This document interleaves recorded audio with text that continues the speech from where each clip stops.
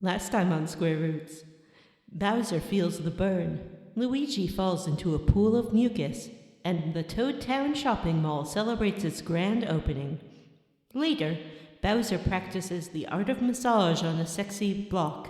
How you say, fin amusant? Duga, duga, duga. Duga, duga, duga.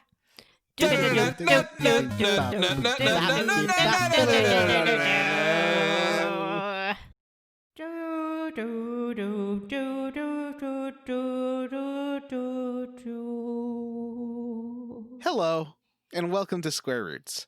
I'm your host, Johnny Brandon, because something horrible has happened. No, something normal has happened. Our normal host, Jim Banks, is having some work stuff today, so he cannot join us. To give our listeners a heart attack. Yeah, it's like a very special episode of Square Roots. Play Even the I, violin. for a moment, was like, oh no, something horrible has happened? No, what is it? But that's my on-running joke is anytime that I'm the host, I say that just things have gotten real dire. Things have gotten real dire, though. It's not a joke anymore. It's just an observation. That's Just true. Nobody ask me if I'm caught up on the game, and we'll be okay. Well, you're just here for the level up, aren't you? No, he's staying the whole time. I never said I was just coming for the level up. Why? Oh no! Oh, what? What happened there? Weird, huh? Vape. Oh my God. What is happening? First, you're John's being doomsaying about Jim. Jesus. And now you're going at Matt hard. I mean, And I make fun of Matt all the time, but that's different. You're the nice with one. us is my best friend and co-host, Vanessa, Matthew. don't play games with me. Don't toy with my emotions. You can't slap me like that. Slap me in the mouth in my own home and then tell me I'm your best friend. Sure you can. Makes you like me more. Matthew, It kind of does. butt eating Van Zant. Worm butt eating? Yeah. Oh, well, you know. This is going to if be you a rough played- one. Actually, you have played that part of the game, so you know what I'm talking I about. may have played all of this. I don't remember anymore.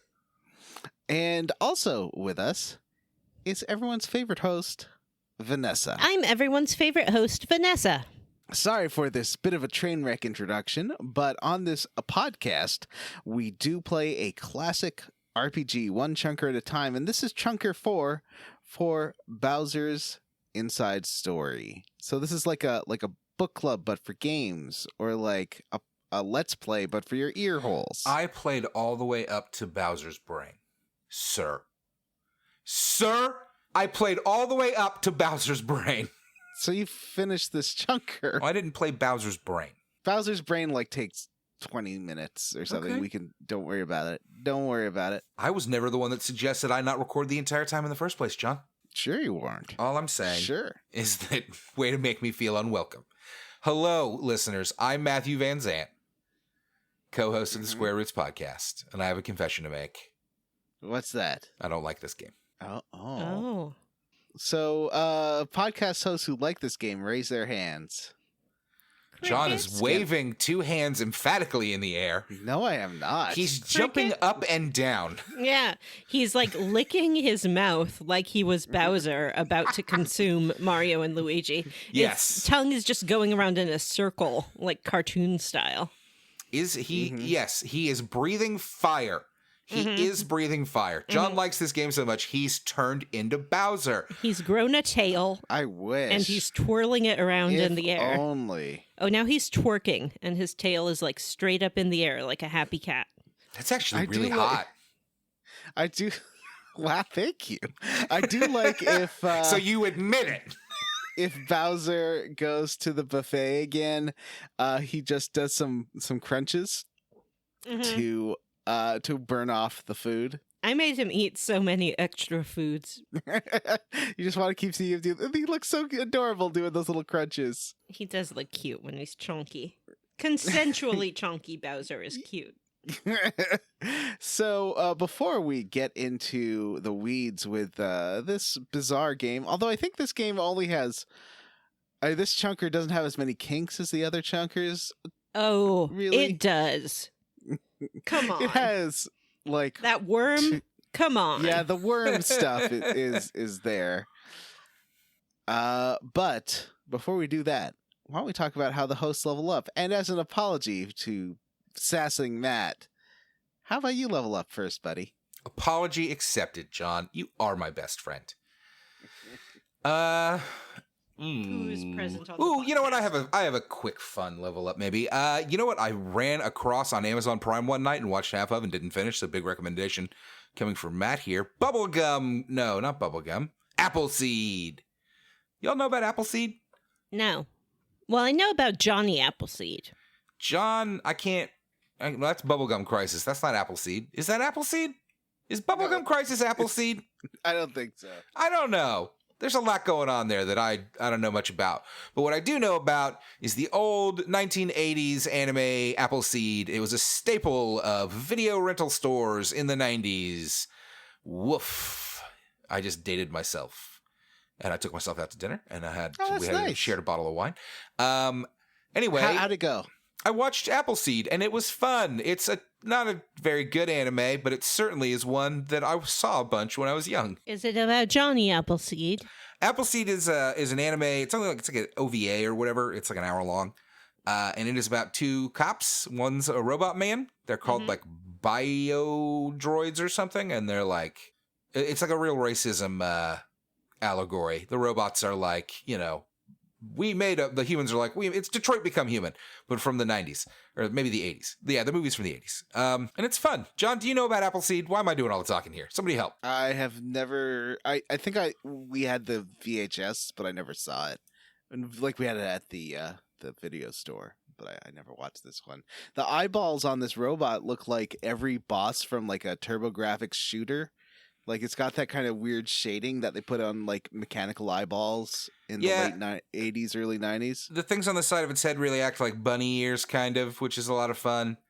Aww. They have weird names and whatever. It's about, like, a murder and this future city. It's not a great movie, but it's certainly, like, a fun movie, and it's, like, an hour long. So if you have Amazon Prime or any of those services that are streaming, that all stream the same stuff, check out Appleseed. Vanessa. Yeah. How did you level up? Oh, I dove back into Sabrina the Teenage Witch on Netflix. I had watched the first season and enjoyed it, but then never got around to seasons 2 or 3, and now I've gotten around to it. It's a good show. I like it. It's very dark. It's got demons and ghosts and witches and hell and flesh eating and madness and transformation into hideous beasts, and it's great. All the things you love on Sabrina the Teenage Witch. Did you enjoy the second season more than the first? More than the first. I don't think so, because the first season is so unique. The show itself is unique compared to other contemporary offerings, and the aesthetic is such a part of it that it doesn't have the same novelty factor, but I enjoyed them all. I like the characters a lot. I like Lilith very much. She is my style goals for me when I grow up, to be as cool as she is. And that's it. That's my whole level up. I can't think of anything else I did. What did I do? Oh, I watched Gattaca again. I had this craving to watch Gattaca. I don't think I've seen it since I saw it in the theaters. I wouldn't say it's a good movie. I like it. It's very slow-paced. And more of a concept than an actual film. I think you could cut out a whole bunch of it, and it would be better. Better movie. But that pianist has 6 fingers. That song can only be played with 12 fingers. I think we were referencing that on the show, and maybe that's where my impulse came from. And, yeah, that's it. That's my whole life, y'all. Watching Sabrina, watching Gattaca, playing video games. My world is very small. John, how did you level up? How did I level up? Well, I was playing the game PUBG with my bestest friends, Jim and Vanessa, yesterday. I remember that. And we kept dying, so I was like, let's try on PS4 because it seems a bit easier on there. And so Jim and Vanessa hadn't finished installing it yet. That's and she right. was like, it was a race against time. So we're like, sorry, Vanessa, we're going to leave you alone and just do this one match before I go to work. And I started crying, salty tears. And then we won, Vanessa. Jim and I won the game. We got our chicken dinner. We were very elated. The influx of new players, it is very much like shooting fish in a barrel on the PlayStation and Xbox. The joy that I've worked so hard to share in. And did I get to share in it? No. We're getting closer on PC. I think we gotta work on our end game. But I'm right now on PSN. It's all new players, so it's a lot of fun because I got on there and tried to play it, and I'm very, very bad. the downside is that I think this is my second PS4 controller that's had issues.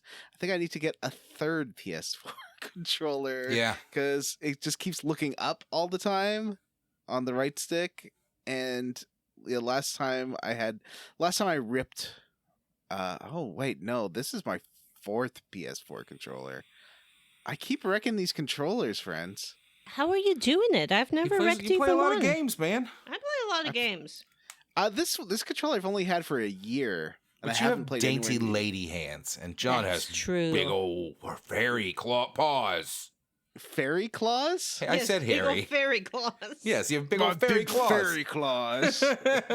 Yeah, I think I've wrecked my PS4 controller because the right stick is drifting. Yeah, and I mean, I've gone really through annoying. two Xbox controllers, and I'm on my third, and I'm on my second or third PS4 controller as well. So Vanessa's experience notwithstanding, I don't think that Vanessa's I don't like think they gentle last. and loving with her Yes, gear. my Clearly. controller is golden and exclusive, and I must take good care of it. Interesting.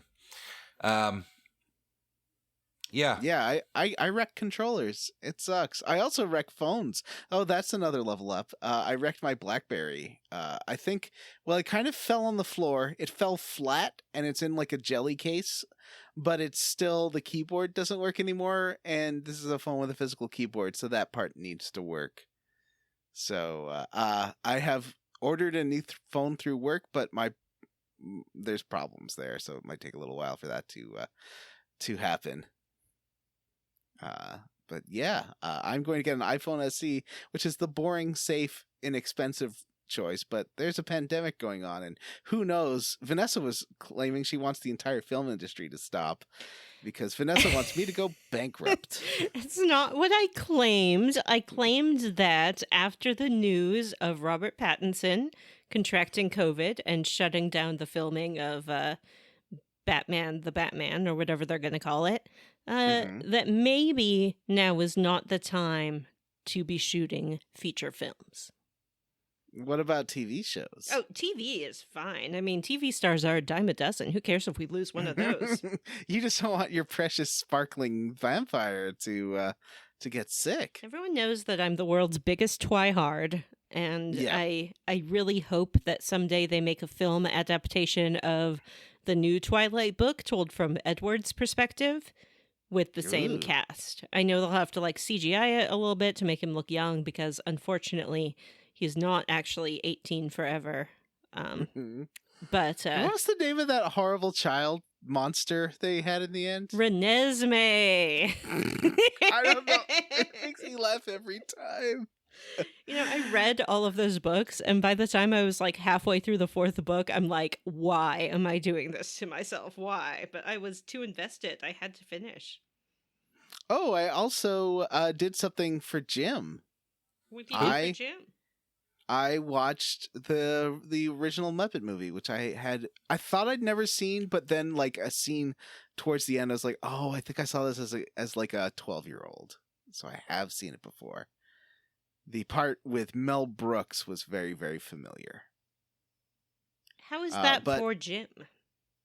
Because Jim always talks about it, and I like talking about. Because he was going to mention the Kermit the Frog on the bike thing again. That's right. As if he'd he never mentioned- mentioned it on the show Yes. before, and it was going to be very funny.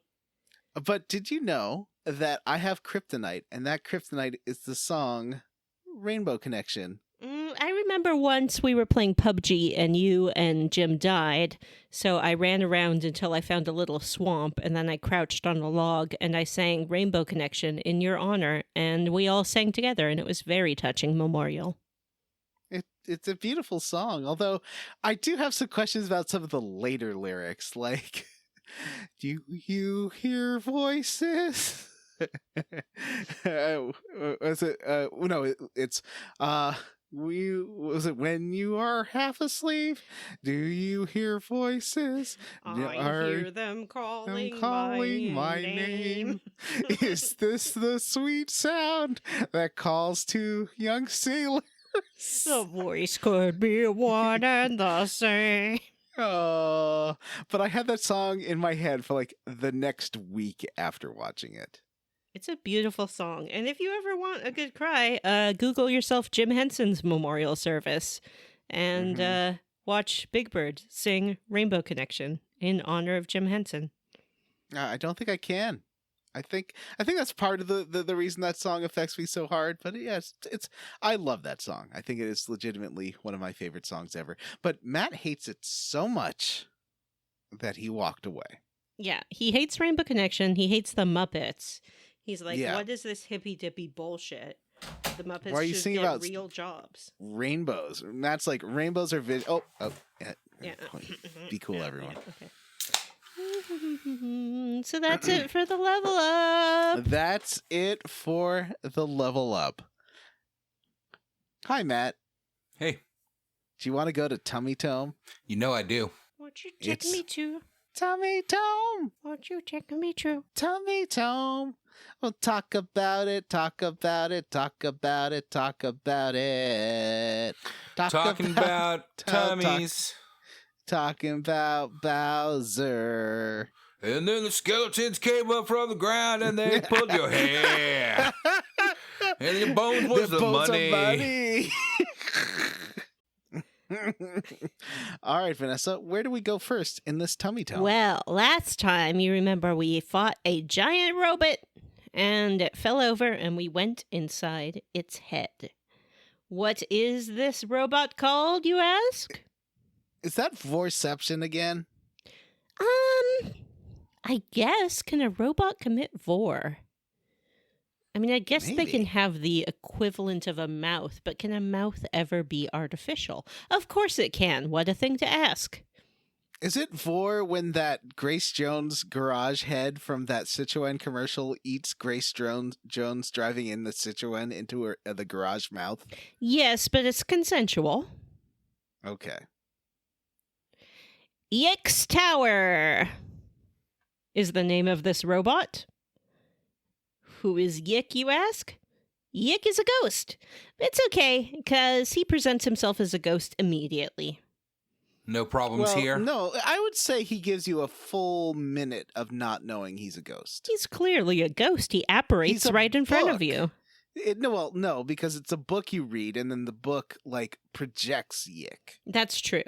But I have no problem with ghosts being contained in objects like books or lockets, bottles, boxes, chests, basements, closets, tomes. This is a real Paget Brewster runner. What?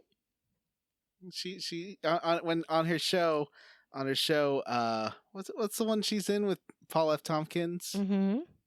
She does runners like that. Why are you always accusing me of being Paget Brewster? I'm not. Because I secretly think you're Paget Brewster. Yeah, I'm Paget Brewster. Matt is TJ Miller. Can you guess who John is? Listeners, if you know what secret celebrity John is, write in to the Square Roots Podcast at gmail.com. I don't. I resent the TJ Miller thing. Subject line, secret celebrity. Yick. Be nice. TJ Miller sounds like me. Wow. Hot take. Yick is a ghost who lives in a tower. Yick says that he's tormented by the ancient riddle of Boo. He does not really state this riddle. Well, he does say he sort of does, because he does say to Bowser, "Are you as well tormented by the ancient riddle of Boo?" And Bowser's like, oh, I guess. Yeah, but he doesn't tell the riddle. He's not Well, he does. He says it's sort of like a Schrodinger's cat thing. It's like it's ephemeral, and when you try to examine the truth, it's fleeting before your eyes, and like all a that. cryptid. Exactly like a cryptid. Oh, so the Boo is a cryptid. Now I understand. Yes, because if you try to look at the Boo, it disappears. There's no way to hold the Boo's existence in stasis so you can observe it. The Boo does not disappear if you try to look at it, though. It just covers its eyes, and it's in stasis, and you can look at it as much as you want to. Maybe now with your modern technology. My modern technology being Mario. Well, but maybe Mario, or was it Mario? Are the Boos from 3 or Super Mario World? I remember them in Super Mario World, but I don't know if remember they them in represent 3. I remember Maybe 8-bit Boos. Yeah, so maybe chronologically, 3 and World happen after this, and now the Boo-ray machine is radiating the entire world. Oh, so it's solidified all the Boos. Well, then how do you explain the Boos we've already seen in this game in tangible form at Bowser's Castle? Yeah, but we can see them, but the people in the game can't. We have a God's eye perspective. Ooh, I like that too. Oh, so Bowser just talks to the air when Yeah. he's actually talking to a Boo. Yeah. I see. So we are as gods to the people of Toad Town.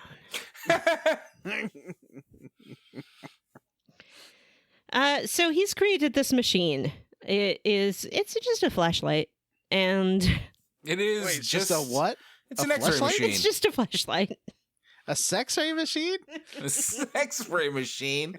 Yeah, Just it's a a sex-ray flashlight sex machine. ray machine. It's used for seeing the people that you have vored.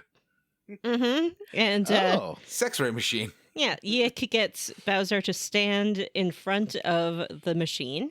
It shines a light on Bowser and it says that it illuminates things that you could not see before, or in some cases, de-illuminates things.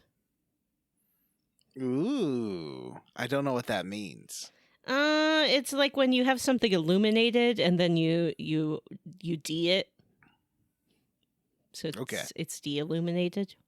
Mhm. So this is going on. The boys and Bowser are like, heck, now we can go to Bowser's energy hold, and things may have changed. This is Because that's where Sure. the Birdo worm escaped last time. right. Oh, The yeah. Birdo worm that we are chasing. I do like that Yick is like, hey, this is our first test of the Boo-ray machine on a living being, and huge success. You're not dead. That's great. Yick seems excited to have you in there, which makes me wonder why he battled you before you entered him. That's a good. Maybe it was like a accidental triggering of the defense program. That's Like true. he- Or maybe he Maybe was it was looking for a someone test. worthy. Yeah. Ooh. But Bowser's definitely not worthy. Bowser's awful. Bowser's an idiot. Mhm. So thus begins the energy hold dungeon, which is super long and super Mhm. irritating. Mm-hmm.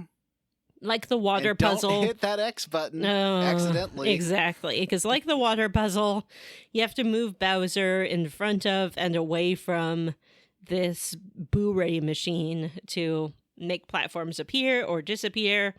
Or in some cases, there are these Boo platforms that move around and you have to time it so Bowser stands in front of the ray at the right time to make them solid. Mm-hmm. It's too long. All the dungeons in this game are way too long. Mm-hmm. Or they at least aren't good enough to be as long as they are. Because, like, a Zelda dungeon's long too, but there's a lot. It's more fun. Yeah, they get longer. Like the late Zelda dungeons tend to be like long. The early ones tend to be pretty short and snappy. Right. It doesn't help that the like navigation of Inside Bowser is kind of like interminable. Like it's platform, it's 2D platform, but it's not like good or fun platforming. It's just kind of platforming. It's not bad, like it's broken. It's not like a Mario level. It's just kind of boring. Mm-hmm. Just wander around this space and hit the button. And the shoulder button to change between like jumping and using a hammer and items and stuff is a nightmare. Yeah. That is also terrible. I would like to pause the narrative here for a moment to give the listeners an inside peek at our process. Mm-hmm. When we record the show, we look at a shared document that has our notes about what we're going to talk about. And as you may have noticed, if you're a longtime listener, sometimes one of us will do the game summary versus the other. It changes up, but we all have access to these summary notes. This week, when we began the podcast, there was the line, "The worm crawls through this star-shaped hole." Door with a star-shaped hole. A door with a star-shaped hole. That line has now been changed to "The worm crawls through this sphincter with a star-shaped hole in it." And I believe that this was done merely to vex and irritate me. And friends, it has worked. But it was also to be consistent because I called it sphincter later. And I was like, oh, actually, I called that a sphincter. It does resemble a sphincter. Mm-hmm. But it's not in the rump command. It's in the energy hold. And that's how we know it's not a sphincter. Well, sphincters don't. That's not a necessarily anal thing. I believe Okay, I'm almost. Are you about to say that the heart is a sphincter? I believe the heart has sphincters. The sphincter of the heart. A sphincter is a circular muscle that normally maintains constriction of a natural body passage or orifice, which relaxes required by normal physiological functioning. So I believe there are sphincters in the heart. A cardiac sphincter is a circular muscle that constricts a passage or closes a natural orifice. Mm-hmm. There's the pupillary sphincter in the eye. Eye sphincters? Mm-hmm. There's the pyloric sphincter at the lower end of the stomach. Mm-hmm. Is the esophagus a sphincter? I don't believe it can shut in the same way. Oh, wait, no, there is an upper esophageal sphincter. Mine doesn't You're work right. properly. Oh. That's You don't why have I a get gag reflux. Oh, okay. I thought you were going another direction with that. Don't have a gag reflux. Don't you think I wish I did?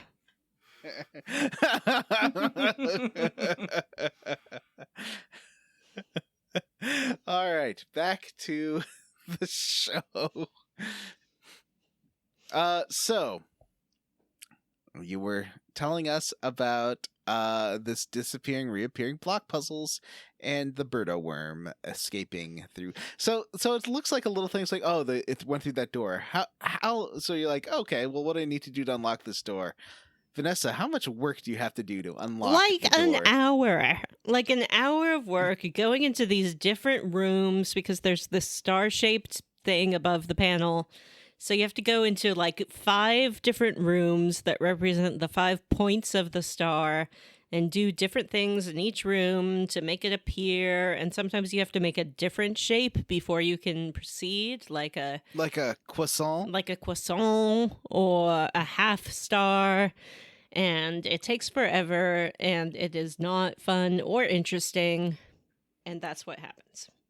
There is a Globin that you can talk to that does sing a little song. It does sing a little song, and it goes like this. Oh, shyish little Globin boo, it shines you hide, boo-hoo. Oh, shyish little Globin boo, shine and solidify, woohoo! Who wrote and composed that? And what is the title? Lyrics by Hemoglobin, music by Hemoglobin, and the title is Dare I Be Shy? What a lovely song. It's beautiful. Is Hemoglobin a joke on, like, emo? I think it's like a joke on hemoglobin and hemoglobin. or emo. Yeah, That's pretty terrible. I like it. I mean, this was a mid or late 2000s game, so it was during like the height of emo. Yeah. So you do get a new bro ability here. You can become drill bros. Yeah. Luigi realizes if he's on top for once, he can drill Mario right into the ground. Okay. And if Mario's on top, then they can spin and fly. Mm-hmm. Yeah. And I do like that they discuss this amongst themselves, and then Starlow's like, "Wow, I can't wait to see this in action." But you don't know what they're talking about. They're just going like, Yeah. They have a lot of discussion and negotiation before trying a new position, and I really admire that. I like this ability. I think it like unlocks a bunch of stuff on the world map that we haven't got to in this chunker. With them out and about. Essentially, Luigi gets on top of Mario and drills him right into the ground. So they're both underground, and you can just see like the little dirt patch of them moving around beneath the earth, or in this case, within Bowser's flesh and muscle tissue. You make the earth move under his feet. And then they pop back out again. That sounds wonderful. It does sound wonderful, and it is wonderful. You can go through like places that you couldn't before. You can go under walls. You can go through teeny tiny Real little tight, passages. Tight spaces. So tight. And so using this new ability, 8 hours later, we get the whole star. Can I just point out that this whole show has become a kink, and it's really something else.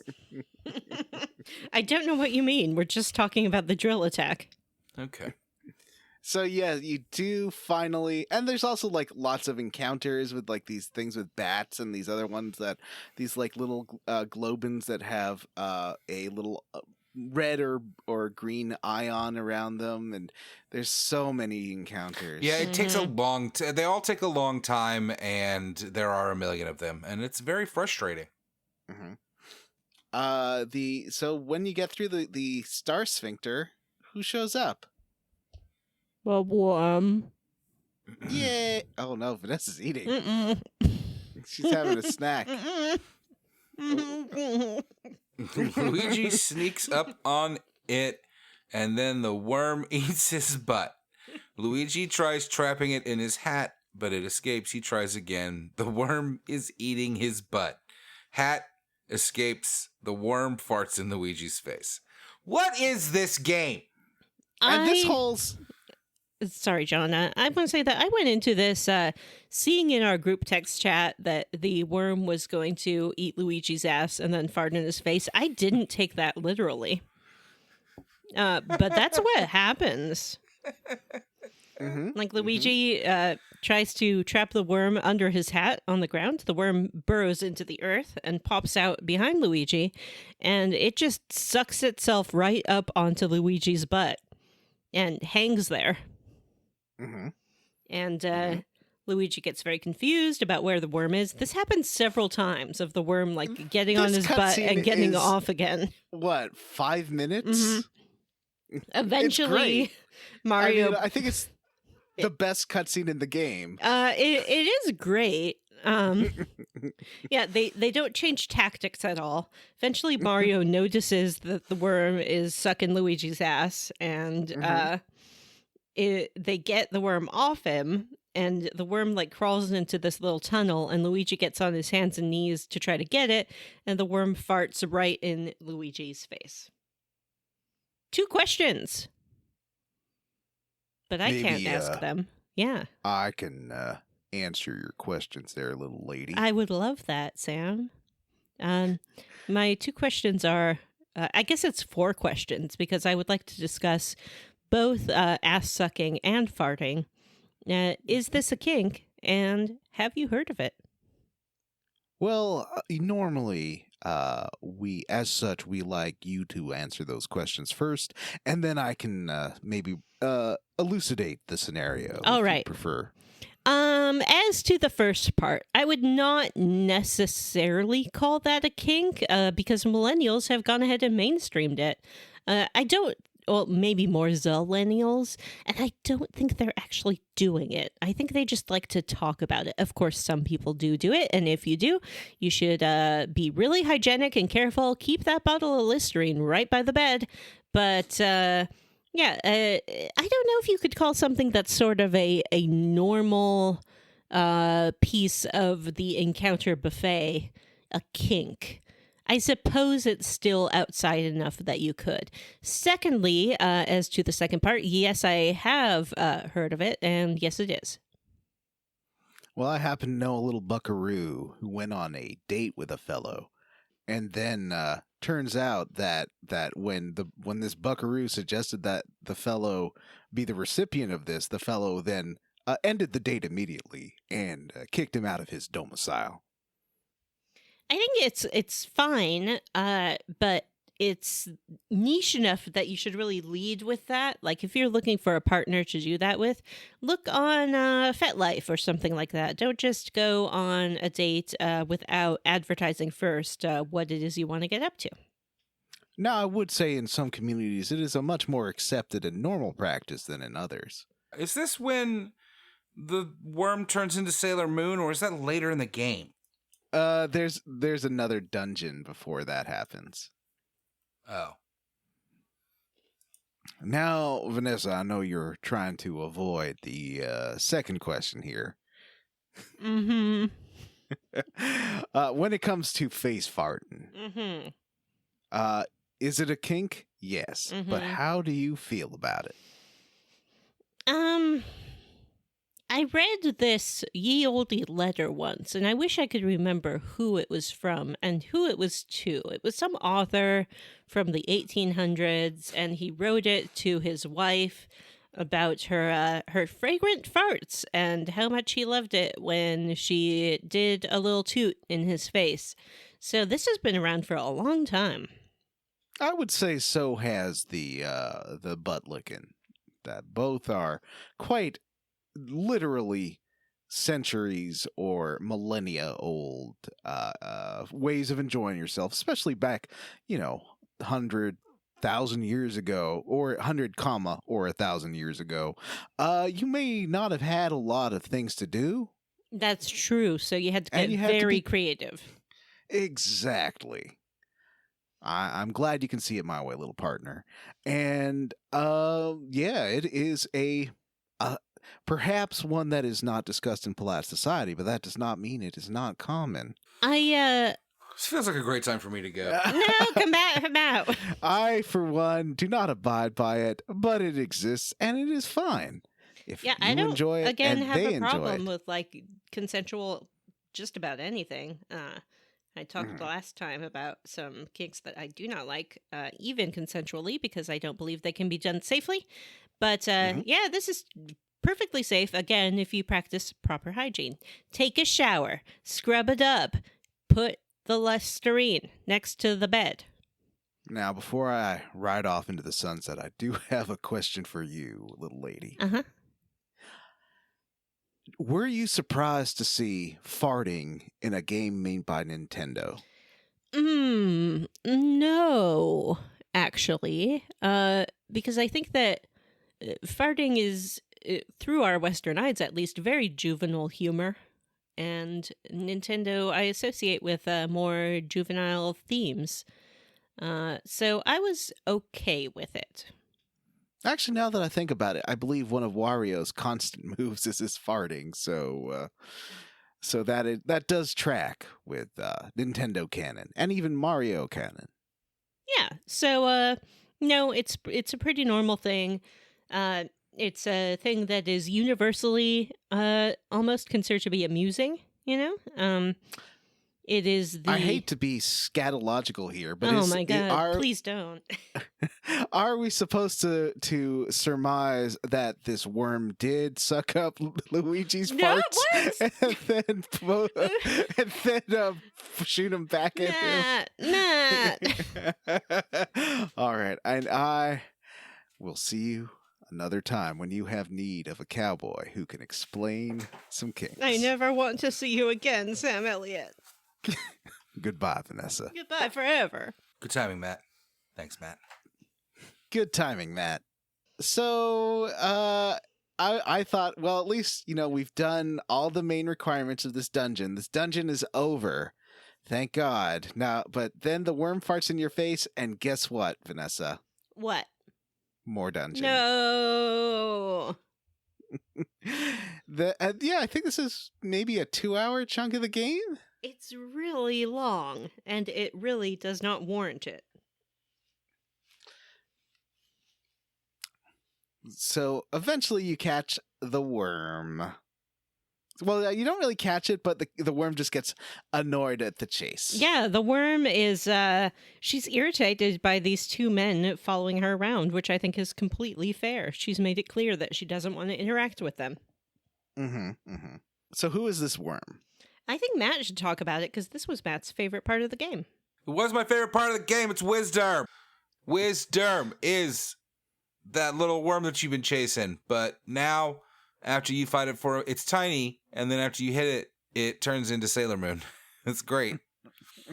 Wisdom is the Birdo worm, but it's pink, and it holds a scepter, a magical-looking scepter, and it's wormy tail. Yeah, the scepter comes down from the sky. It has a heart on it, and it does look exactly like a Sailor Moon scepter, and it transforms her into a magical girl who's still a worm, but she's larger.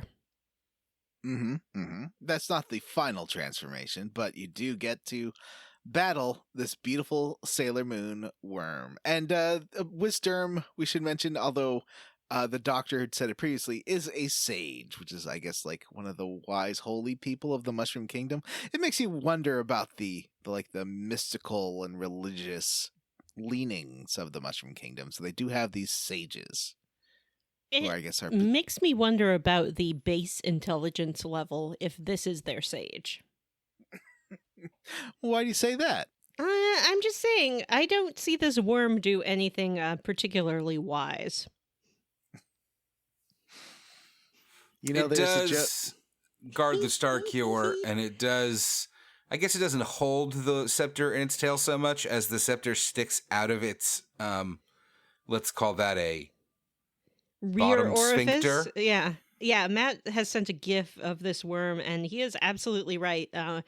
The worm's tail is upturned, and the scepter is inserted into its sphincter is the word you're looking for. its end mouth.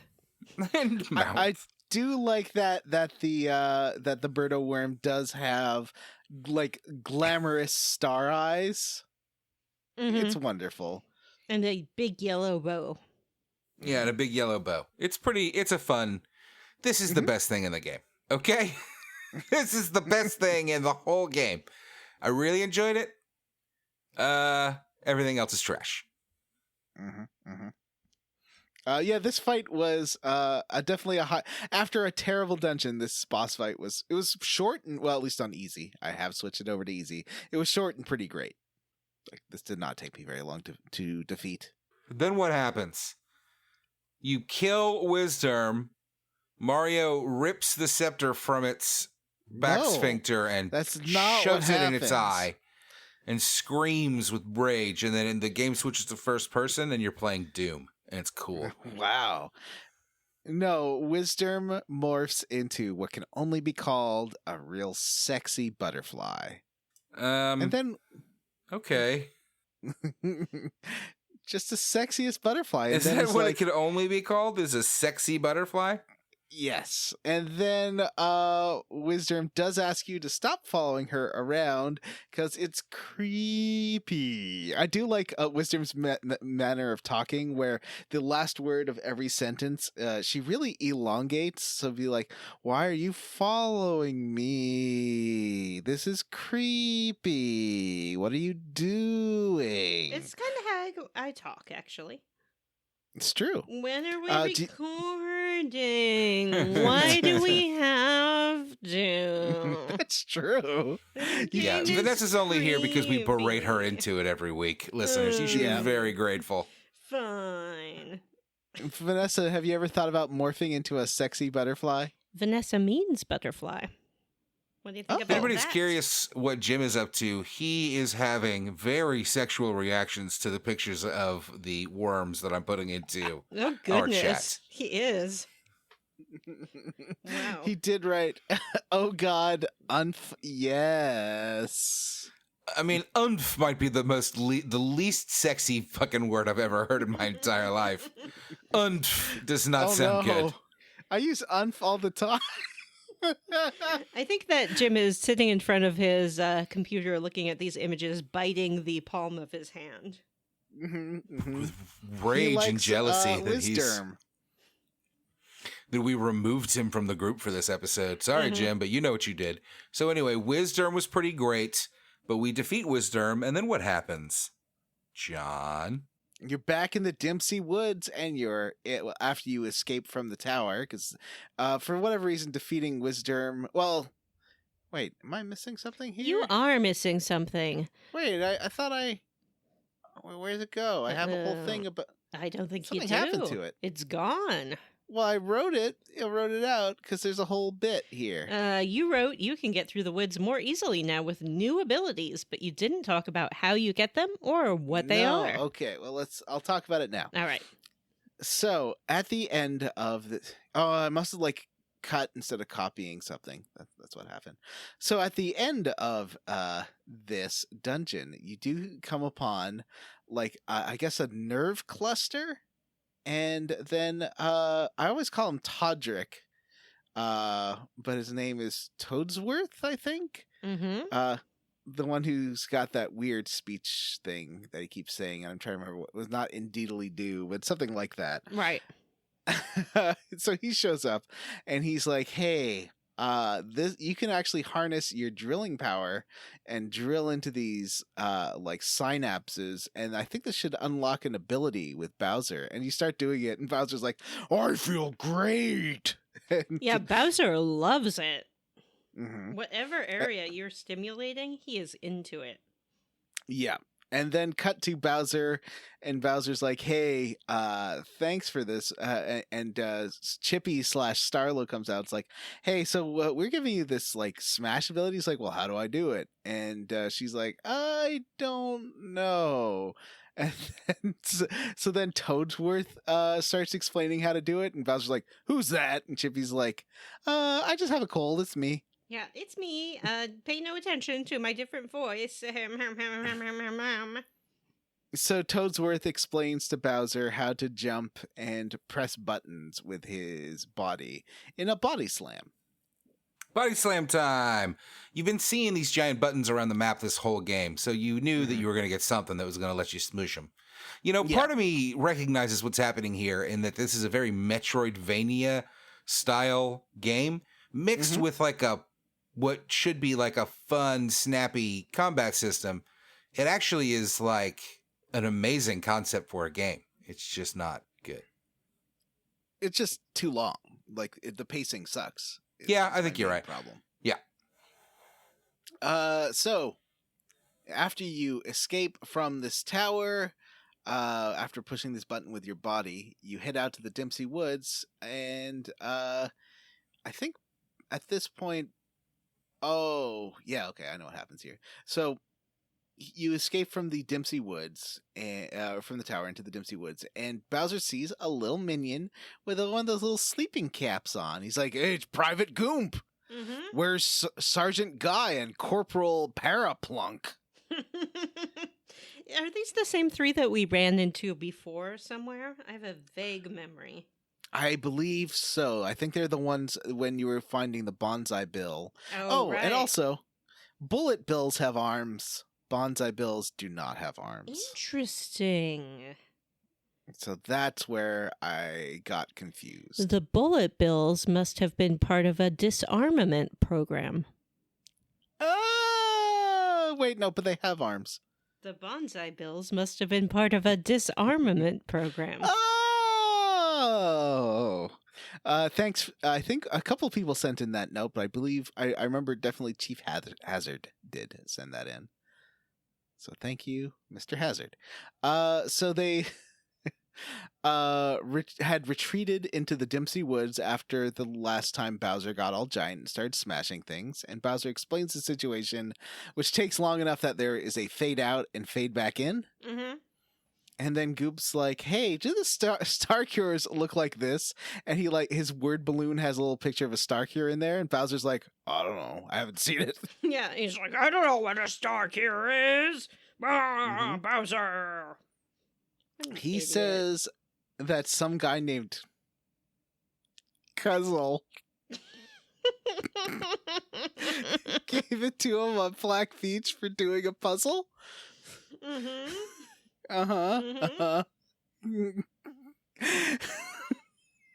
Cuzzle. What do you think Cuzzle is short for? Because I have a theory. John, tell us your theory.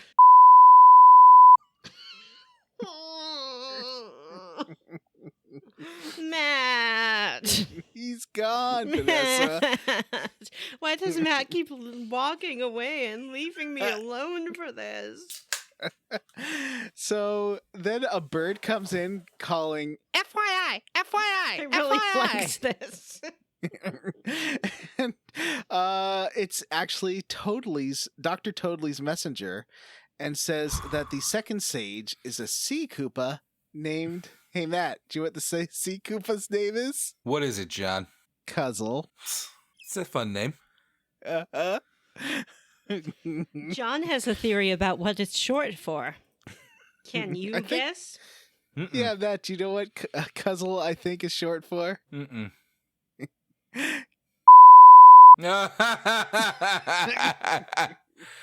John, you dirty bird.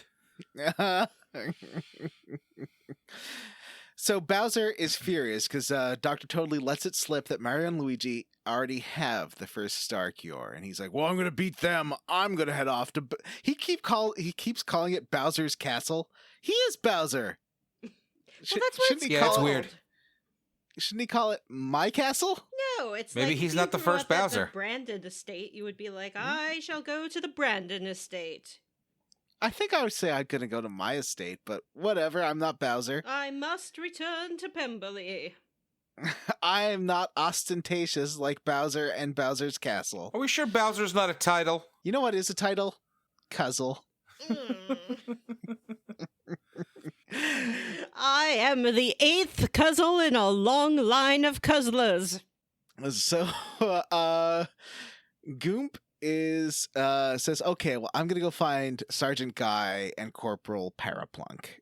These names come up a lot in this game after this. I think it's the first time they've been named, though. Like, I think the first time you met them, they were not named. No, but apparently they do have names, which is nice to know. Every time Mario has been stomping on some anonymous Goomba, that was a Goomba with a name, relationships, I'd assumed that. career ambitions, Yep. feelings, thoughts. Crushes on sexy ghosts. So Chippy decides, hey, see, Chippy's name is really Starlo, but I think Chippy's a better name, so I sort of settled on Chippy. I agree. What about you? Do you think of Chippy as Chippy or Starlo? I do think of Chippy as Chippy. Starlo is a terrible name. Yeah, I can never remember Starlo, so I do think of Chippy as Chippy. So Chippy decides Mario and Luigi should just stay put inside while Bowser goes and finds the second star cure. You know why we're doing this terrible game in the middle of this year? Ladies and gentlemen, you're welcome. It's Mario's 35th anniversary. Right? Is that right? Yay! It is. They announced that 3D collection today, and I'm definitely going to buy it. Oh, what's in the 3D collection? It is Super Mario 64, Super Mario Sunshine, and Super Mario Galaxy. So it's not the Wii, but the Wii U one's getting a release too, right? Yes, the Wii U one is also getting a release. I think that'll be its own. It's a full game, and it's got some. They're adding something to it. Bowser's Nightmare, Bowser's something. Fury, something like that. I don't know. They're all great games. I've played all of them. I don't love Galaxy, but I really am excited to play Sunshine again. So they're not including Galaxy 2? I guess not, but I didn't read. Oh, weird. I didn't read that deeply into it because I was busy, so I skimmed the article. You realize think I that might- this means that Mario is a millennial. Yeah, 85.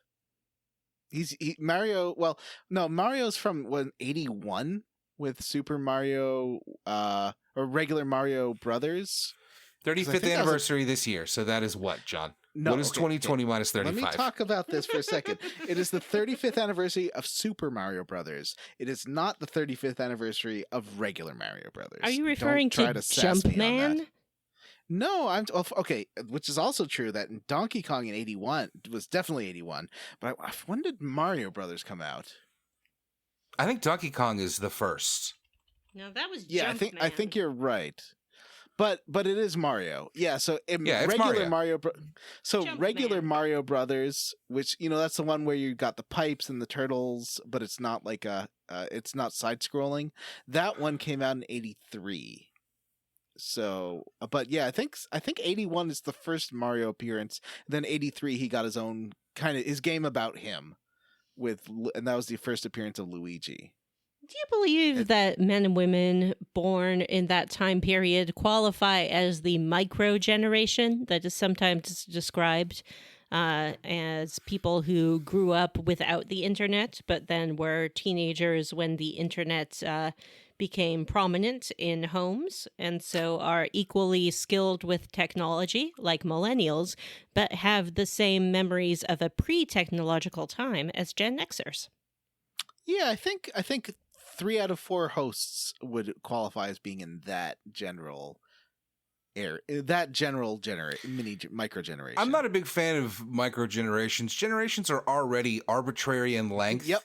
So now shrinking and them down and also- having in-betweeners is because like Kamala Harris is I heard it described for the first time like the Jones generation or something. It is like between Boomer and X. She's a Boomer. I mean, she's a Boomer as far as I'm concerned. But it's between Boomer and X. And so now that we're doing the same thing with the Millennial and the Gen X thing, like it's silly. Come on. So now Bowser Crash can get through the woods better with his You still haven't talked about this new move that he learned. We talked about how he stimulates the nerves, and he learns to body slam, which he does. Yeah, we talked about Body Slam. You talk about how he jump in the air and spin around like a Sonic. Yeah, he jump around, spin around like a Sonic, then you hit the button again, and he smashes on the ground. And that can like break objects or push giant buttons with exclamation marks. Which I don't know how you'd push otherwise, and seems like a weird design choice. It does. Why are they there, and who put them there? Mario Land has always been a nightmare of of unanswerable questions. So I thought that a this cruel would god be... that rearranges the world every year or so, apparently. So there's Bowser's Castle. I thought would be kind of like, we've already done it and explored some of it, so I didn't think this would be as long as this is. Guess what? It is. They do shove in another dungeon. Mm-hmm. Because Bowser gets into his castle through a secret passage by breaking through some Monty Mole construction planks. Yeah. I love that. And there is a big like he gets to his castle, and there is a hole to his underground treasure lair, but it's all boarded up. And everyone like a what's the game we played where everyone's talking about the next goal? What? There was some game. There's some game where everyone in the town talks about what you have to do next. Oh, yeah, I remember that. It's like no matter what was happening in the world, all they would talk about was the next place you were going to go. What was the last game we played? It was pretty recently. It wasn't Persona. Final Fantasy X2.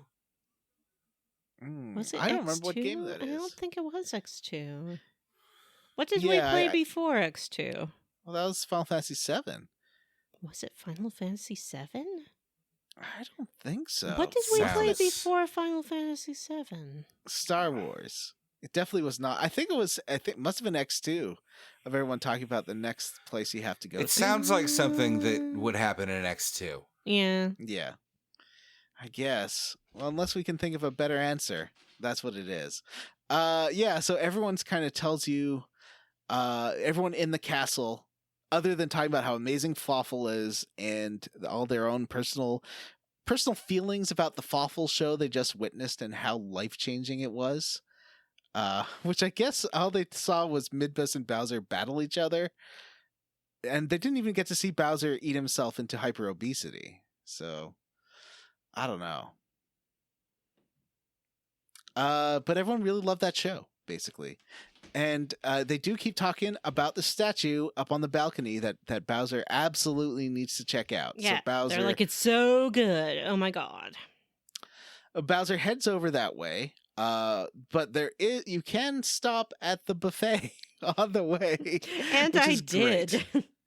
Because Bowser does eat himself incredibly fat again. Mm-hmm. Does he? That's amazing. Yeah, and Chippy's like, "Hey, you shouldn't do this. You're gonna get real. You're gonna." Well, she keeps saying you're gonna chub out, and Bowser's like, "I don't care. I'm hungry." Mm-hmm. And Bowser does chub out, and then Chippy's like, I guess we can go back to the Flab Zone, but I don't think we need to. I think that he can work it off himself, and he just loves to eat. Yeah, and so Bowser just does some crunches, and then works it off. And I think the animation of Bowser doing crunches is one of the cutest animations in the game. It is pretty cute, because he can't really move, so he's just like, "Gah, gah, gah, gah, gah, gah, gah, gah." You're a turtle. Mhm. Turtle can't do crunches. So Bowser is about to smash the statue. He finds the statue of Fawful, and it is ostentatious and terrible. And Bowser's like, "Oh, it's time for Bowser to go smashy smash." But then he gets a little spark in his brain that's like, "Hey, what if?" And I'm going out on a limb here. I push this statue off the balcony, and then it smashes that boarded up entrance to the vault. Mm-hmm. Very And clever. He decides to do it. Unfortunately, a bunch of minions see him do it and then try to push back, and you do get a mini game that Johnny failed. Yeah, it's the same one that you failed before, the sort of star asteroid blastum game. No. You're right. It's the same one that you failed before, the sort of leg bouncy trampoline game. Yes, I can't do this one at all. Oh yeah. I couldn't do it this time either. I can't do any of them, guys. Like I can't do any of them, and they're so hard. I'm glad that the game, even on easy, they're too hard, and I'm glad that the game lets you just skip them. If you fail a couple of times, the game's like, hey, you get this pity message that's like, "Hey, I see you're having a hard time there, buddy. Do you want to just move on?" And I'm like, yes, I do. I haven't had that happen to me, so maybe I'm not doing as poorly as I thought. Mm-hmm. So Bowser pushes it up against the minions, knocking them out of the way, and then smashes it through. Well, I love it because it falls through the boards and then falls through like 8 levels of the dungeon to the basement, which is great. But then, and also Bowser jumps right behind. Unfortunately, this does mean another Bungeon. Another Bungeon. Bungeon. Another Bungeon. Another dungeon, and at this point I didn't want to do another dungeon. Why did they make me do another dungeon? So, ladies and gentlemen, Bungeon obviously is. Yes.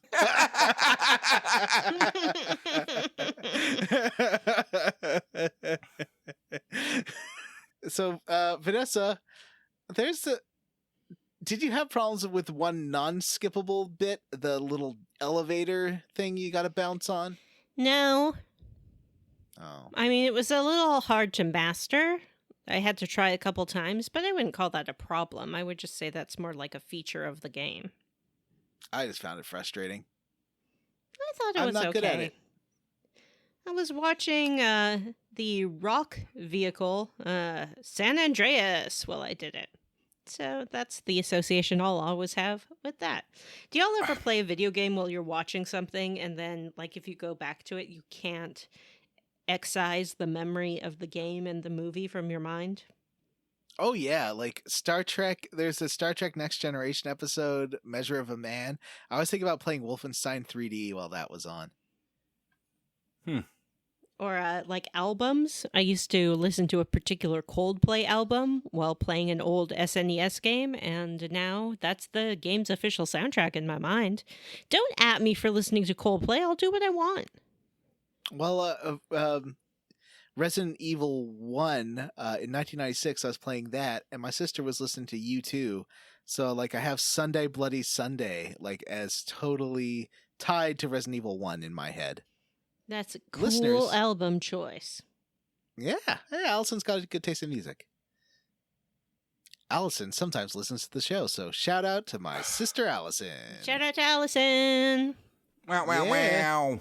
Anyway, so finally, I think the game is so good and then so bad. That's the thing about it. It has these moments that charm me and that I really enjoy. And then it makes me do shit I don't want to do for too long. But this, like, so you get to the treasure trove, and Vanessa, describe this, because this is, I think, one of the best parts of the game. Good. So you get to the treasure trove room, and you're like, "Oh, my treasure! It's still here. What the heck?" And Bowser realizes that someone has laid train tracks through the middle of his treasure trove, and Goomp Guy and Parplanuk are there, and they're like, "Hey, look, it's your treasure room. Isn't that great?" And he's like, "It's not great. There's a train track." And then we hear the woo woo chuga chuga, and this train shows up, and it sort of looks like Fawful. It has like a Fawful face, and these Monty moles come out of it, and they're like, "Oh yeah, remember that tunnel you were having us build? Well, we finished it, but we got a cash infusion from Fawful to finish it. So now we're building the Fawful Express, and that's what this is." And and also I love that the Monty Moles are like, "Bro, we gotta build this, bro. We're like broxidizing our brains and trying to strategize." Like they're like finance bros, but moles. yeah, they're like, "Hey, bro, check out our train, bro. We're working for Fawful now. He's a real bro." Bro's gonna make some like legendary changes to the kingdom. It's gonna be amazing, bro.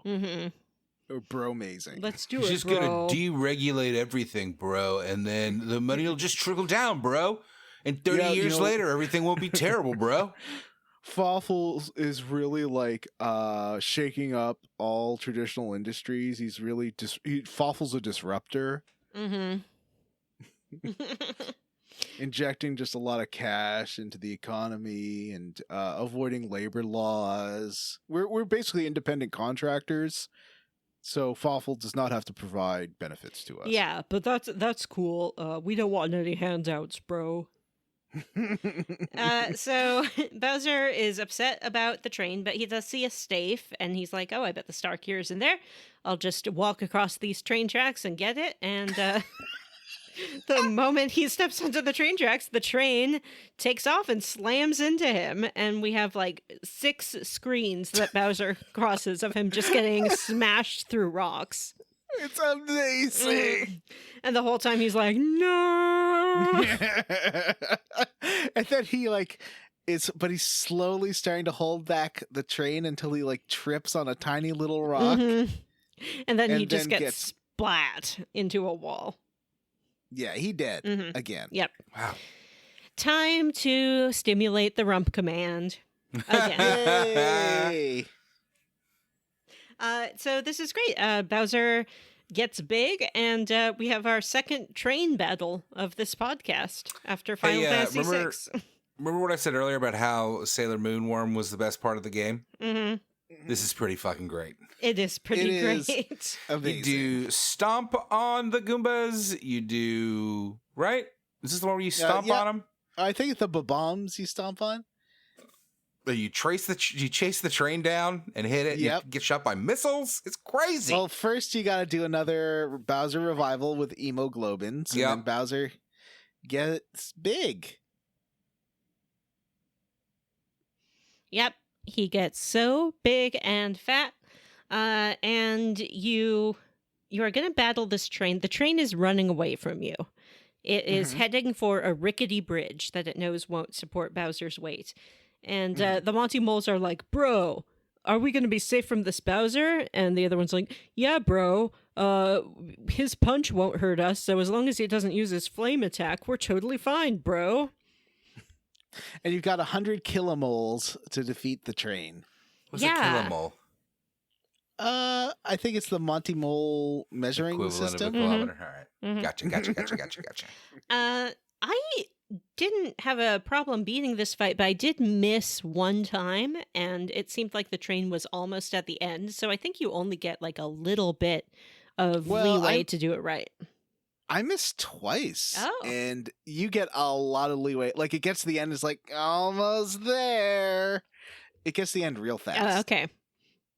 So you flame the train. The train sends bombs out to attack you, and you can stomp them with your big giant feet. Sometimes the train goes into like a little tunnel, and you have to smash it real fast and break it. And at one point, it goes into a grassy knoll that turns sentient, and then you battle the grassy knoll with the train inside. It looks like a bit like a cactuar. Yeah, it's like a cactuar grass hill. And then eventually you do wreck the train. The moles run out of it, and Bowser picks up the train and just like chucks it. He's like, yeet. And I love as he's picking up the train, one of the moles jumps out onto his nose, realizes where he is, and then yeets out of there. yeah, it's like, nah. And Bowser suplexes the train just like in Final Fantasy VI, and he tosses it onto the rickety bridge. You know, I knew that there was a difference. Excuse me for the interruption. I knew that there was a difference in the graphics for the DS and the 3DS version, but the DS version looks a lot better.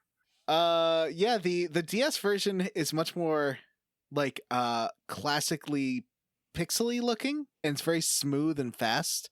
The DS, I think the 3DS version's nice looking too, but it's very different. It's more like painterly in a way. Like, it's got really beautiful animation for Bowser and everything, but I think the sprite look of the original is a bit more iconic.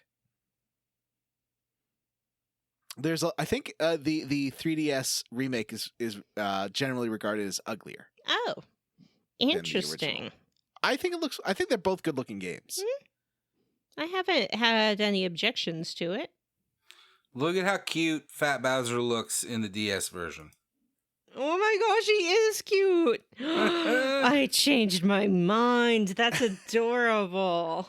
I have been using for the episode art, I've been using the DS version for all the images. Oh, hello, Bowser.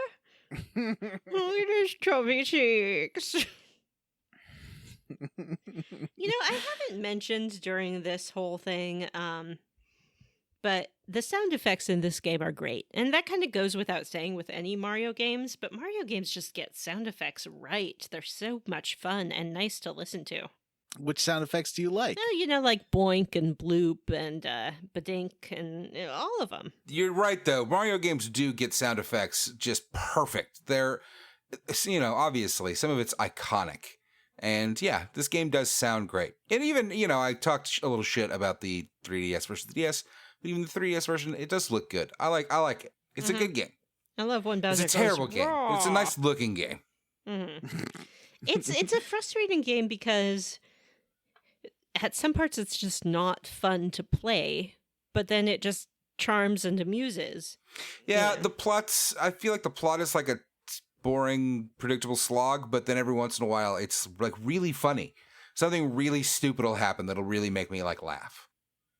Or like you'll slog through a dungeon and be like, this was all terrible, and you'll spend 3 hours being miserable, and then you get a giant Bowser fight, and you're like, hey, I stompa the bomb. So after after wrecking the bridge, Bowser shrinks back to normal and plummets, which is another great animation. Mm-hmm. You see him fall behind a hill. Yeah. Okay, back to the vault. Yeah, Bowser just runs back to his treasure vault. Mm-hmm. And his underlings have sort of moved the safe front and center. Mm-hmm. And all he has to do is open it. And he turns to the safe. You see him doing some fiddling. And he turns back to the screen and says straight into camera, "I can't remember the combination!" And that is our cliffhanger for this episode. Oh, I thought we were gonna do the puzzle. Oh. Well, I think the cliffhanger is the better cliffhanger is the end. okay. Do it. Let's If do that's it. okay. That's fine. Let's do it. But let's get through it because I'm ready to Yeah, wrap this this is shit real up. short. So, Grab another beer. Bowser orders Chippy to find the memory of the combination in his brain, and Chippy's like, "I really don't like your tone. I'm not going to help you." And Bowser's like, "What? But you have to help me." And Chippy's like, "I'm only going to help you if you ask nicely." Mm-hmm. So Bowser's like, "Pretty please help me find the combination." Mm-hmm. Wedge Coon was telling me about in a previous Mario and Luigi game, there is a character who, after Bowser gets amnesia, turns Bowser into his cheerful subordinate, like slave, Oh. and who just obediently does everything this guy orders. I guess let's say sub and not slave. I Yeah. think sub is a better term. But yeah, a cheerful subordinate. Huh. And that sounds fun. Who knew Bowser had it in him? I guess he can be nice, but he just has to be in a position where he doesn't feel entitled to be a jerk. Like a white man. Wow. Yeah, I said it. Write in at squarerootspodcast@gmail.com. I dare you. So I was very surprised. Bowser's brain does look like a disco. It does. Apparently, it's just a full-time party up there. It is party time. You get in there and there's like this weird electron thing that scans everyone one by one. And then it says there's intruders and attacks them with a robotic clone of Mario and Luigi. Yeah, I guess subconsciously Bowser sees them as the strongest people he knows, so that is his security. Mm-hmm, mm-hmm. And this is a fun fight because it's short. I think that's why. Well, at least on easy. It's pretty This fight was short, and Robot it's Luigi funny. is a delight. Robot Luigi does keep trying. Like if you basically he keeps feeding mushrooms to robotic Mario, Mm-hmm. and so you want to go after the healer first. And if you do damage him, he does run away. Yeah, he's like, no, and just runs off screen. And then he sort of comes back, like shuffling in, trying to sneak in unnoticed. Well, I think after you kill Mario, then he shuffles back in to throw a one-up mushroom at Mario. Mhm. This is great. I do like the attacks are pretty fun too. Like Mario has an attack where he takes a superstar, Mhm. like an invincibility star, and then like tries to plow through you. Mhm. It's a lot of fun. Yeah, that was fun. And I like that because I have a hard time with the telegraphing the attacks, but in this one they really make it easy because they like Mario has a path of coins where he's gonna go, Mhm. so you know how he's gonna attack you. Mhm. That was great. I like this idea of how Bowser sees Mario, just running around after coins, boinking about. It's pretty accurate. Mm-hmm. So you do fight them, and after defeating them, the memory, the memory controller thing just gives up and transforms into Peach because the brain's like, well, this is a way that you'll be friendly with and would not attack. So I thought it was the best way to communicate with you is Robo Peach. Yeah, Bowser has a memory of them together. This game has made me think that Bowser is like really cute and lovable, except he's awful and like cruel and mean for funsies, and it's not funny. And Nintendo, I think it's time for a Bowser game where can just be the hero and not have to be a grumpy Gus. No, he's still such a fucking awful piece of shit. Like, it's time for a Bowser reboot. Time for Bowser to be cool. It's time for Bowser to go Vegeta. Wow. So Vegeta was never that cool. Think about how he treated Bulma. the brain. So the brain thing I'm goes sorry. looking through Vegeta memories. is the coolest. The memories that it does unearth are a picture of Steak, They're all terrible parents, though, a picture of and Peach, terrible spouses. and then finally the shattered memory, which Chippy thinks was broken by the impact of the train. And you do have to piece the memory's pretty sure this is the combination of the safe that you do have to piece together with what I called a puzzle. Vanessa's like, sure, a puzzle.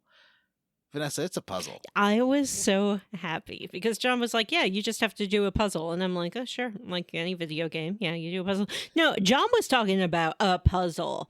AJIGSAW.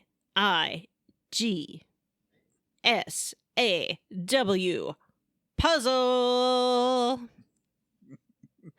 And I'm not talking about Saw. Yay! I do love puzzles. And so this one took me, even though it's like a 20-piece puzzle, it took me a long time because I thought there's two pieces bunched in the corner that I thought were like, I just was looking at them in my corner of my eye. I didn't like stare at them and realize they were pieces. I thought it was like a button for help or something. So I was like, well, I'm missing two pieces. But they were just there in the corner. I'm very dumb.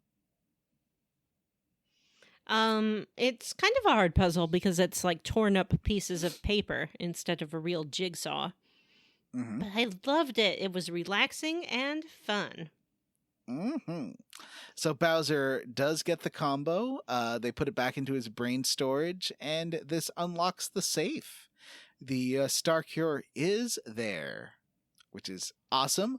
Then Goop's like, hey, I think there's something else in there, Bowser. Why don't you look? And Bowser like puts his head in, and then Goop's like, ready? And then all three of them push Bowser in the safe, close it, and then laugh at Bowser, saying the age of Fawful is here. No, Bowser! And that's the end of our chunker. That's our cliffhanger. Can someone please take away Jim's GIF privileges? What's he doing?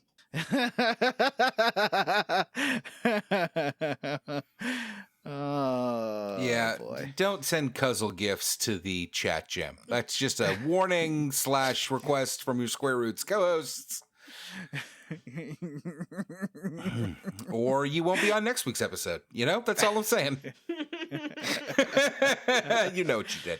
Anyway, you know what time it is? What time is it? It's time for a little corner of the podcast we like to call John's Bullshit Minigame Corner. Okay, quickly, we'll say there are puzzles. We've talked about puzzles. It's a jigsaw puzzle. You use and your it's fun. stylus and you move them around and you rotate them. You just got to notice that there's a couple pieces in the corner and not think it's some button and not pay attention to it. That's my one pro tip. I'll keep that in mind. There's also the statue push minigame, which I failed, which is just like the drill push minigame that I also failed. There is the revive Bowser Emoglobin shooter, which is fine. I got through it. I did not fail that one. Well, I did once. I did not fail that a second time. No. Were there any other minigames that I'm missing? I feel like that's it. Yeah, that's it. All right. Next time, you want to finish the game? Yeah, we might as well. Let's do it. Jim's We might as already well. finished. Yeah, let's finish the game. Let's Get it over with. finish the game. So, next segment. Matthew, what are you roundly for or squarely against? Ooh, I'm going to go back to the classic. I know I talked about it a lot earlier, so I won't say much, but Sailor Moon Worm is thumbs up from Matthew. Maybe it's because currently my daughter is totally obsessed with Sailor Moon. And it is playing in my house for hours a day. Is it the still the original, like, was it Deke translation? She is, I don't know.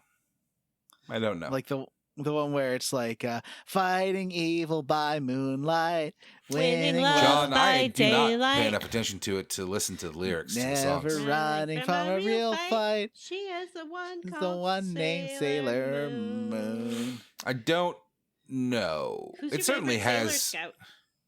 I always liked the blue-haired Sailor Scout, which I think is That's Mercury. Mercury. That's what I was going to say. Oh, the scholarly one.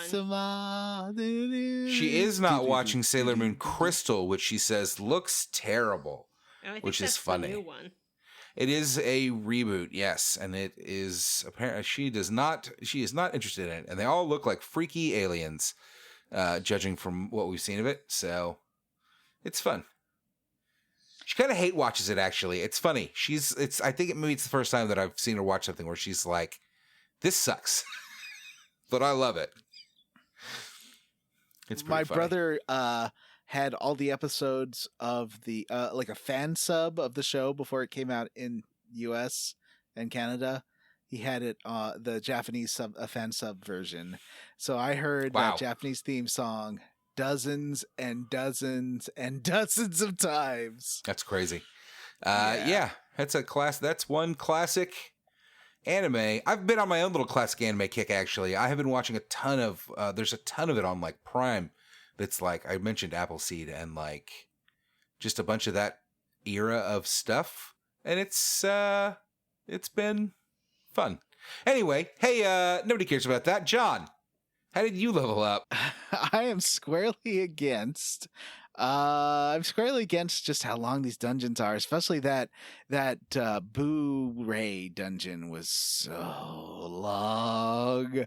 Like that was a couple hours, and it was a drag. But there's some amazing stuff too. Vanessa, what about you? I guess I'm squarely against the same thing, but I'm still roundly for these little moments of joy, like the Sailor Moon worm and the Bowser being so cute when he's chunky and Bowser being hit by a train. It's such a frustrating game because it could be so good with just a little dungeon redesign. Yeah, I was thinking about how if I were to redesign this game, I think I would make the random encounters. Well, maybe we'll talk about this more next episode. But my big thing is just do each random encounter once or each field battle once, and then the game would be great. Like, once it's fine. Doing them 50 times sucks. Hey, we have a Patreon, listeners, and we would love if you would contribute. Don't feel obligated to do so, of course. But if you can, we would appreciate it. And in return, we give you one bonus episode a month. I know that doesn't sound like many bonus episodes a month. But I don't know. There's a ton. There's like 20 of them or something, or 30. How many of them are there, John? 100? A million? One bonus episode. How many? There's like 40 episodes. I think. Wow, that's a lot of episodes that you could be listening to. And each stupider than this one, as hard as it is to believe. We're even fucking looser on those bonus episodes than we are on the main episodes. We just talk about How whatever is the that fuck we possible? want. Whoa. Remember when we did a Captain Marvel episode?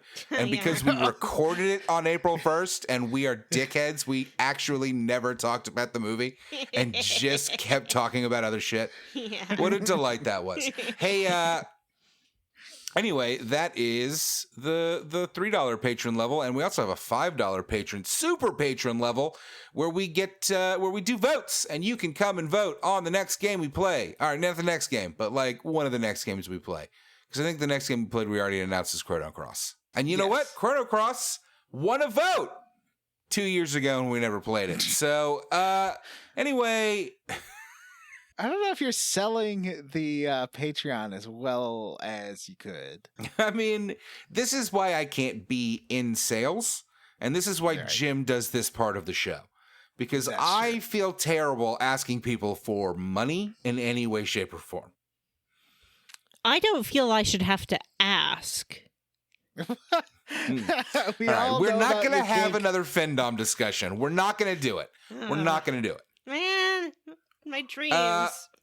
Anyway, one of the benefits of being a patron is at the end of the episode, we read a whole list of your names. And there's a whole ton, so we're going to do it now. But you should continue listening because some of them I split them up. very funny. And then also we're going to have a little bit more conversation at the end of it, I think. Do we? Or maybe do we just say goodbye? Whatever. Just shut up and listen. Shut up and listen to our podcast. We'd like to thank Brie Girth, Joseph, Robert M. Pullum, Saving Sid, Andrew Leinart, Mary, Queen of Scoffs, Reddit is Harold Lauder, Lyrial of the Clare, Megan Sullivan, Chris Wilder, Eunice's Mom, Sergeant Spaghetti, Race Jenkins, Matthew Casterline, Don't Blame Me, I Voted for Fable. You know what? So much respect. Sean Walsh, Jason Timms, Grayson, Hexagon, Robert J. Defendi, David Green, David Shook, Stephen Paget, Mostly Rational Person, Ari Kopavara, The RPG Luminary, Chris Pignac, Question Vanessa, is T-Bumpkins a kink and is it upsetting? To Bumpkins. We don't have time for Sam Neill to come in and talk about dinosaurs, but I wish we did. First of all, it's Sam Isaac Elliott. Wright, Ross Hartley, Tom, Sexy Grandma's I always Boy have Toy time for is Sam Neill. Soy Soda Pop, Wash in the Wind, Amanda Douglas, Grey Code, Wonder Swan. Oh my God, what is this game? That's an old one, but it applies to this game as well. Nathan Poirot, Samu Mitchell, and Dan. G. Bailey, Cameron Shoei, John Loves to Spoil Games, Brandon. Getting too into Bowser will literally fill him. Girth, Wind, and Fire. Why did Vanessa get all the good ones? Kevin Walter, Eric Garby, Gage La Charité, Jared Collins, Every Day's Great in Bowser's Guts.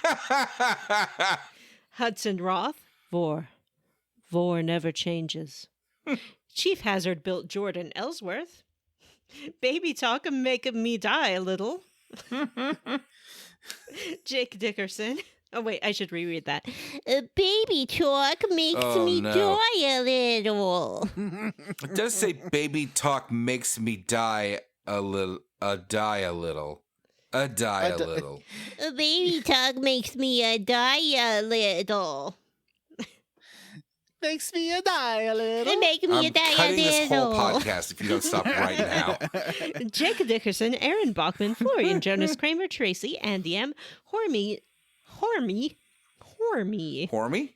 Horny Grandma's Secret Tryst with Kinky Sam Elliott. Ooh, I ship it. Cassandra, Ethan G. Pearson, Benjamin Avner, I think you mean Andres Sam Rivera, Nawford, Chris Ryan, Christopher Hines, Highness, Heine. Christopher Heine, Jameson, Jonathan Smith, Metal Gear Solid 1 in 2021 hails Dr. Fine. Say everyone's name.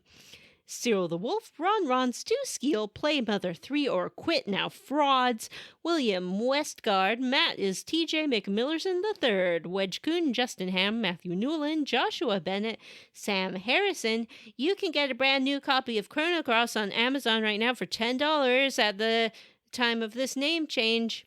Vanessa's mom, Kenny Sloth, Sean Gonzalez. It's a me, Vorio. Cowman Mosser, Bowser's West Side Story. Alexander Jokic, Mr. Mallard, Michael Crawford, Ryan Miller, Devin Sloan. You make Sulk sad, PJ Ends. Miguel Torres is a ghost who doesn't know it's a ghost. Chili's Baby Back Mario, Citrus C, Justin Rash, David Pascal, Ward Childress, Jordan McNeil, Patrick Loves Bears, Christian Go, Robert T, Sean, Vanessa's fourth mom, that one guy, Andy Smith, George Brady. I don't like Stan. He's coarse, rough, and irritating, and he gets everywhere. I feel Tyler the Petty. same. It's peanut butter jelly time. Peanut butter jelly time. Listen up, Scoot Stains, DJ Ethro, Andy Best, Cake Ninja, Joshua W. Broxson, Captain Awesome, Adam Zimmerman, Huxley Iguana, TJ Miller's horny grandma impersonation, Andrew O. I wanna fuck ya. The other Tracy to a duel to the pain. Vanessa's mom, T1, Gordon, Still Just Cow, Armin Hammer, Brian Pitt, and Paul Bursch. The thing about Sexy Grandma is that she's very direct, you know? It's not about the subtlety. Mm-hmm. Send us an email. Whip it out. Email address. squarerootspodcast@gmail.com. You can also go to the Square Roots Podcast group for smart, cool, very attractive people, or tweet at us at Square Roots Pod. We can also go to our Discord, send us a tweet, or ask us on the Facebook for the Discord. Please rate, review, and subscribe on iTunes or wherever you listen to podcasts. The music this season was done by us, and it's great. Let's say Matt performed by us, mixed by Matthew Van Zandt. Yeah. For Square Roots, I've been Johnny Brandon. I've been Vanessa. And I'm Matthew.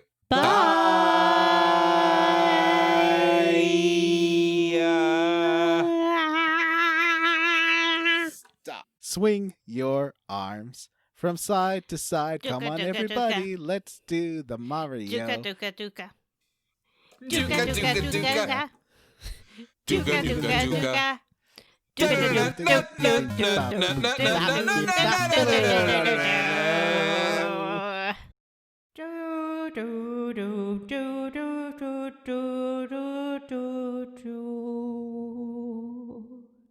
I'm recording. Vanessa, host, John, quarterback, or John, quarterback, Vanessa, host? Which do you prefer? How about John host and Vanessa Quarterback? sort of guide tummy tome? That's what I'm saying. Okay. All right. Then take us into Claptown, Johnny. Okay. So it's on is it 3? Oh, no, it's 1, 2, 3 clap, right? It's madness that we've been doing this for 4 years and you don't remember. It is 1, 2, clap. Okay. Well, I don't do it myself. 1, 2. Yet you've done it once a week for 4 years. At some point, you'd think it would be muscle memory, is all I'm saying. It's 4.5 years, man. Oh, boy. Last time on Square Roots, Bowser feels the burn. Luigi falls into a pool of mucus, and Toad Town Shopping Mall celebrates its grand opening. Later, Bowser practices the art of massage on a sexy block. How you say, fin haireuse? Fin haireuse? I didn't get it. I don't get it. Fin haireuse? What? I don't get it. I really don't get the joke. Fin haireuse? Fin haireuse? Huruze. Fin haireuse. What? Hang on. Let me use my app. Is that I have an orgasm? No. How you say... Did Vanessa die? Hang on, don't talk. I'm using my translation app.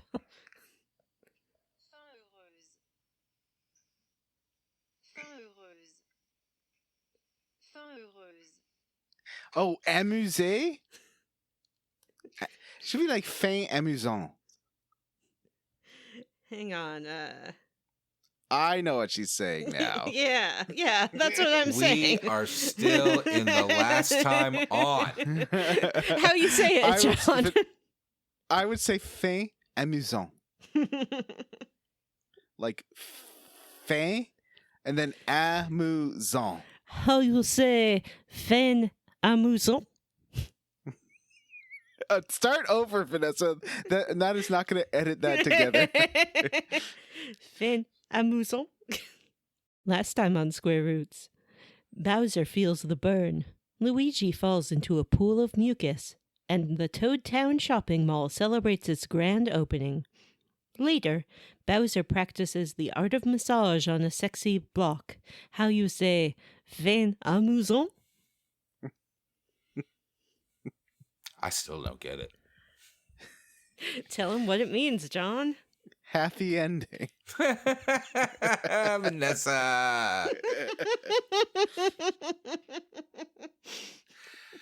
Now's the part where John says, hello and welcome to Square Roots.